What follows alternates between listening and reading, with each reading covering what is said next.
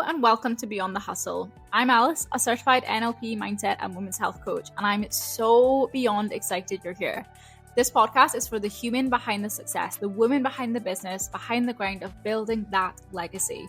Here we dive deep into mindset, rewiring your subconscious mind, nervous system regulation, and energetics. Basically everything that helps you feel grounded and grow sustainably. Whether you're feeling stuck, overwhelmed, burnt out, or ready to step into your next level of success and self, this podcast will give you the tools, insights, and shifts to help you move forward with clarity, calm, and conviction. So if you're ready to stop hustling from fear and finally build success that feels as good as it looks, you're in the right place. Welcome to Beyond the Hustle. Hello and welcome back to Beyond the Hustle podcast, the podcast for building the human that you are behind the business and behind the success. I'm going to dive straight in for today's episode because we're looking at a topic that I think is so undervalued and people just do not give enough credit to, especially in the early stages. So we're going to look at, obviously, as you can tell by the title, we're going to look at money mindset and how it's actually stopping you from making more sales. And obviously, me being a business owner, like I have my own personal experience with money mindset, but I also see a lot with my clients where it's one of the biggest issues that we actually need to dive into, because I have a lot of clients, and like also if you're, a potential client of mine, and if you are coming into my space and coming into working with me, you're probably going to have like big money goals, right? I have a lot of clients saying I want to get to the 5K mark, and then I want to get to the 10K months, and then I want to keep building and keep growing, and I want to have that 6 figures in my bank account, and I want to get to all of this financial freedom, right? And I think, yes, that's an absolutely brilliant goal to have. It's great. Like, let's go for it. Let's absolutely aim high and let's push for it and get you there. However, what they forget to recognize and what they choose to ignore is what their current money mindset looks like, right? And I have so many clients who put this money on a pedestal and struggle to hold the money they're at just now, panic around the money they're at just now, feel so anxious as soon as it drops a little bit, even if they're absolutely fine behind the scenes, right? Because like obviously to some degree, if you're having to live below your means, and the client drops off and that lowers your income even more, that's going to be obviously bringing in some overwhelm, obviously bringing in some anxiety. However, a lot of clients like stop at that point rather than seeing the whole vision as well, because their money mindset is so like fragile, is so built on like anxiety and overwhelm and panic. And that's where a lot of people then go wrong and then build a business that's literally based off of those emotions, literally based off of panic, because you're thinking that this panic is going to go away when I have more money in my account, right? And I know a lot of people say things like money buys you happiness, money brings happiness, and to a certain degree money gives you financial freedom. Obviously having a higher amount of money does. You can travel more, you can spend on things more, whatever, yada yada. Like you have more opportunities, if you will, right? Because having that extra money, right? Having the extra cash flow. However, if you are still going to panic about spending money, if you're still going to be constantly checking your bank account, can I buy this? Can I do this? Like if you're always going to be overthinking the decision on what it is that you want to buy, what it is that you want to spend on, or your investments, or how much I need to save, if you're always going to have those thoughts and those feelings around money, like money's not going to bring you happiness. It's just going to bring you more overwhelm, more panic, more guilt. Like it's just going to amplify the feeling and amplify the fears that you currently have. And I think there's like so much to actually dive into in this topic. It's actually ridiculous. But I want to just make this like short and sweet and really specific for you guys in terms of how you can actually begin to understand your money mindset and actually how that's stopping you from actually getting the sales and landing the sales, right?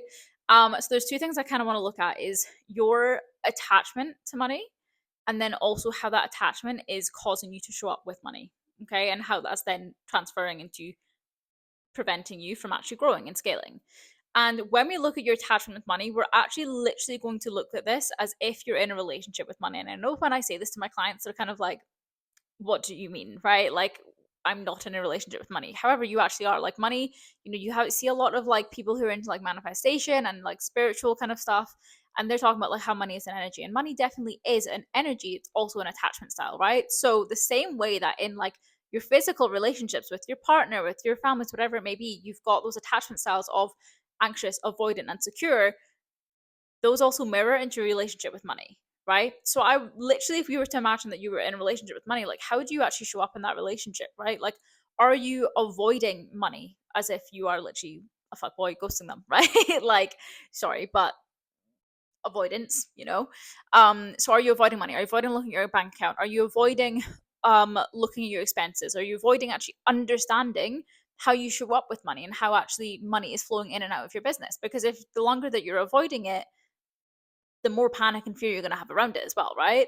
Are you anxious? Are you anxiously spending? Are you anxious anytime you think about spending money? Anytime that you're like someone comes in or anytime that someone leaves, are you constantly anxious just around money in general? Are you micromanaging money? Because that tends to be more along the lines of the anxious attachment style, right? So are you micromanaging money? Are you, on the flip side of avoidance, always looking at money, always predicting your income, always predicting what's going out, always, oh, let me just check this before I spend this. Like, do I really need this? Do I really want this? Like, are you just anxious when it comes to money? Overthinking it, guilty for spending it, and then always predicting the worst case scenario, predicting that you're going to lose all of that money, predicting that you're not going to have enough money, like predicting your income for the next like 6 months, which is like so not needed because like a lot can change in the 6 months as well. And lastly, are you secure? And secure is it where we all want to be. We're happy, we're calm, we're content. And if you're secure, then do you have that like budget? Do you know your ingoings, your outgoings, your profits and your losses? Do you know what cash flow looks like in your business? Do you have the money set aside for tax? Do you have all of the things that you want with money where you're able to spend but you're not impulsively buying? You're able to spend without overthinking it. You're able to invest without overthinking it. You're able to put money aside and you're happy. But that's like the first thing that I want you to think of when it comes to like money mindset. Like what actually does that like relationship look like? Because if you were to put that relationship in the external world and you were to imagine that like, let's say money is like your partner that you are just now, and you were to show up like anxiously attached to that person, constantly holding on to them day in, day out, constantly asking them questions. Oh my God, should I do this? Should I do that? Like constantly just on them and clinging to them for dear life. Like, how do you think that relationship is going to go? Like, how do you think that relationship is going to feel? How do you think the other person is going to feel as well? Same with avoidant. If you're in a relationship with someone who is avoidant and always avoiding questions, always avoiding conversations, like avoiding the vulnerable side of things, ghosting you, like yeah, like really just avoiding you at all costs, how do you think that relationship's going to feel? And I don't want to sound like woo woo in this, like this isn't woo woo at all. However, like at the same time, like money is also energy and like it is also your relationship that matters. Because if that is your relationship, if your relationship is anxious and you're that clinger and you're clinging onto it, like the more that time goes on, that relationship isn't going to get any better unless you actually fix it. But that's where like your problem with money is just going to be amplified the more money that you actually get, right? So the first thing to consider is like really, yeah, what does my relationship with money actually look like? What attachment style do I have with money? And really depict that in terms of like if this was a physical relationship, like how would I feel in that relationship as well? And then on the other side of that is because of that attachment style, how am I actually showing up in my business because of that? Am I anxiously clinging to my income and to my outgoings, my expenses and whatnot? Am I anxiously like trying to cling on to all of my clients because I don't want anyone to leave, dropping prices for them, like undercharging, giving them better deals so that they stay on, so they don't leave? Am I over delivering again so that people are seeing the value in me and so people do want to stay on? Like, okay, if that's what you're doing again, how are you going to feel in 5 years' time when that's how you're showing up in business? And when you're constantly undercharging and over delivering and constantly trying to give people better deals and then fucking your income as a result of that, how are you going to feel? You're going to feel tired, exhausted, burnt out because you're going to have to, your capacity is going to have to be bigger so you can earn the bigger amounts. I had a client who I was working with last year who was absolutely incredible, so incredibly at what they do, so incredible at what they do. Really, really, really want to get to 15K, 20K months. However, the problem wasn't actually that they couldn't get there. The problem actually was like the money aspect. It actually was how much are you charging? I think we worked it out in order for them to earn the 15K to 20K months, like they would need to have like a minimum of 60 clients in one area of their business, and they would in the one-to-one area of their business, and then they would need to have like 20 in like the lower kind of offer, so 80 clients overall, right? That's what they would need to have in order to be at the money they wanted, right? When I asked them how does that feel for you to sit with, they were like, holy fucking shit, not a chance, not a chance. I'm already struggling with the capacity I'm at. if I like add on that many clients, it's going to be so uncomfortable. It's going to be so hard for me. Then we looked at their money style and they were anxious AF. They were always predicting that we're going to lose money. They were always clinging on to money as if like they couldn't spend it, trying to save it, then impulsively spending it and going in a yo-yo cycle of that. When we look at it from that sense, it's like the foundation is so unstable that yeah, you could get to 15K months, but you're going to hate your business. You're going to then resent the clients you're working with and resent the whole version of success that you've built. And you're going to hate money. Like you're actually going to hate money because you're from the get-go undercharging, not setting yourself up to actually hold that level of success and to actually hold that income sustainably.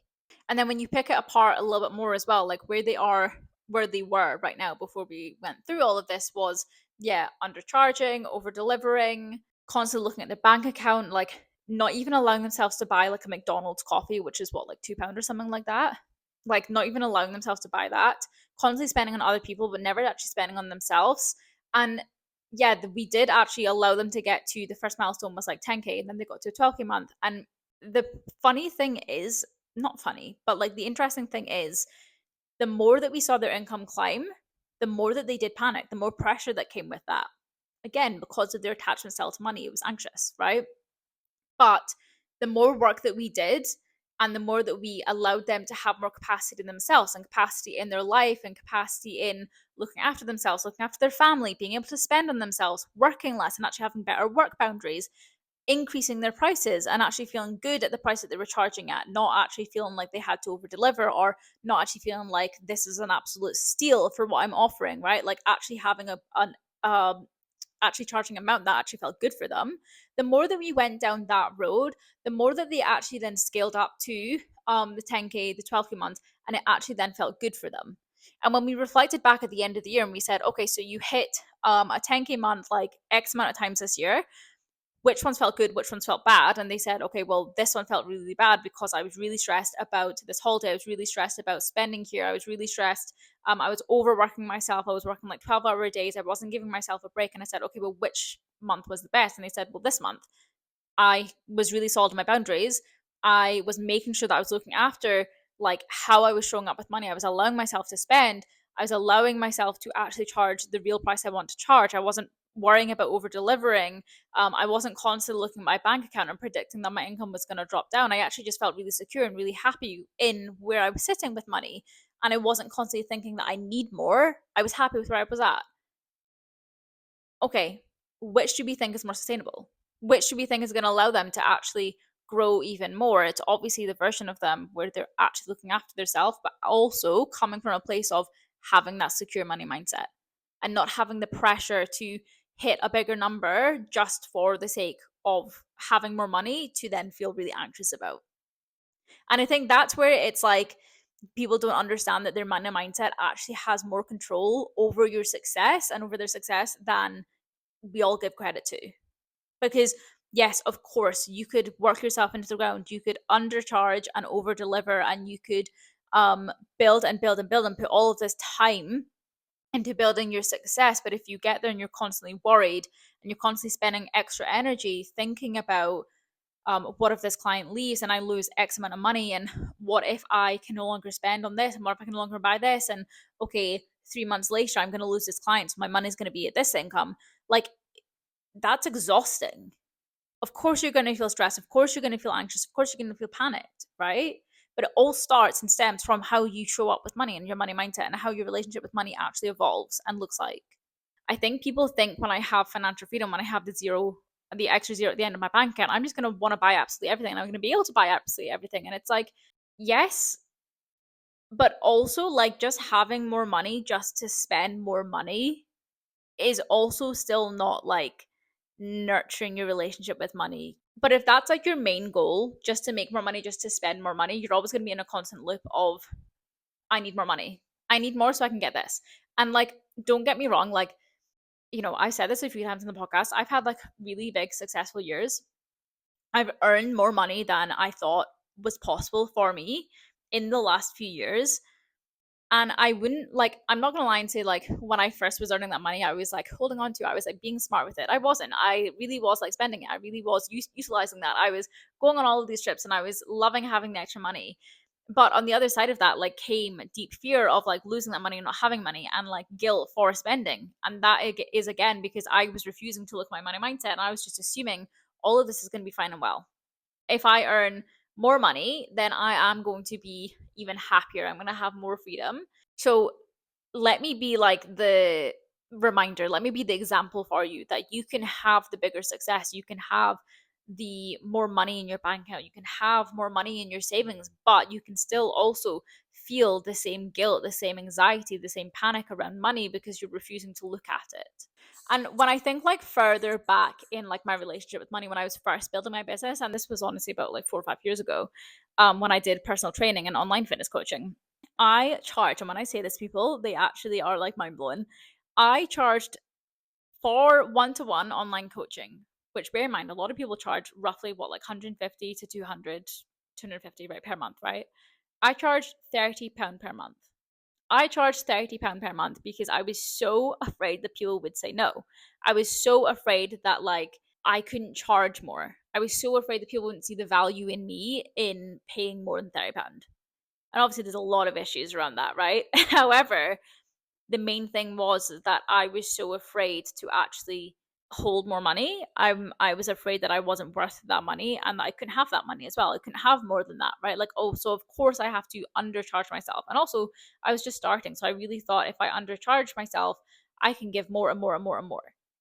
Right. So I really, really positioned myself in a place where I was like, I'll just take on more clients, right? I'll just take on, but like at the end of the day, I think when I first launched, I signed 5 clients and I was like, amazing, £150. But like, sorry, what? £150 for 5 clients? For the check-ins, for the programs, for everything that you're putting into that, £150 for 5 clients for many hours per week. Like, and again, that definitely wasn't business smart of me to do at the time. But that was me completely undercharging myself because I had such a weak money mindset. So when you look at it in a chronological order, right, like charging £30 per month for online coaching, never allowing myself to buy the actual things that I actually wanted, always buying the cheaper option, feeling really, really guilty for spending money, avoiding going on holiday, avoiding getting a credit card because I didn't believe that I would be okay with having a credit card because the last time I had a credit card, I racked up the bills in Canada, right? And then coming into having more money, spending it, feeling guilty for spending it, having anxiety around it. Then coming into this year and like last year, because in the last episode I opened up about how like my income dropped drastically last year because of a decision outside of my control. Um, my money mindset was so much stronger to pull me through that and to hold me through that than it was years beforehand. If that had happened years ago when I was like really, really anxious around money, and don't get me wrong, there was still a level of anxiety there is, and that gets to be okay. Again, I'm a human, right? However, like I was able to hold myself through that because of the work that I'd done on my mindset and how I showed up with money, no longer having like severe anxiety, no longer panicking every single day about spending on myself, feeling guilty for spending myself. Like I actually was able to just still do things and just refine how I showed up. And it gets to be as simple as that, right? And the cool thing is now, and this is where it gets to be cool with all of my clients and getting to see them moving through the exact same journey is where I am now and where my clients now are is like growing feels exciting. Having more money in the bank account doesn't change like, don't get me wrong, it changes a lot, but it doesn't change a lot at the same time. It doesn't change how I will show up for myself. It doesn't change like how I will show up for other people or relationships. It doesn't change like my willingness to say yes to things and the opportunities. All it does is just add extra income, extra money that I can reinvest, extra money that I can utilize, yeah, for opportunities for traveling, extra money to be in the cash flow of the business. And I think that's where people put money on a pedestal of like, my life is going to be drastically different when I get to this point. And it's like, it doesn't have to be drastically different if you actually allow yourself to show up the way that you would want to with money now. And that's not me to say to be like, oh my God, yeah, go and get like your weekly massage that you want to get to that you want to have when you're earning X amount. Like, obviously within reason, like if you can do it now, do it now, do what you can now, right? But it's like, it's like taking the steps to feel comfortable in money now and holding the extra money now, so that when you get to the bigger months, it's not like a massive shock to the system. It just feels normal and it feels good and it feels exciting, rather than it being like, holy fuck, what I do when I get here. So I feel like I've gone in every which way in this podcast, but I hope that you guys enjoyed this episode. If you're still here, well done to you, because I feel like we've gone in so many different like paths. But I hope that this was helpful for you. And one thing that I would love for you to do is really just begin to depict and understand how am I showing up with money? What does my relationship with money look like? And where am I putting money like on a pedestal, instead of allowing myself to build the comfortability with it and build my confidence and like my security with money now. Okay, I'm gonna love and leave you guys here. I'm gonna go and have my lunch and I will crack on with the rest of my day. But hope you're having a good day, and I will catch you guys in the next episode. Bye.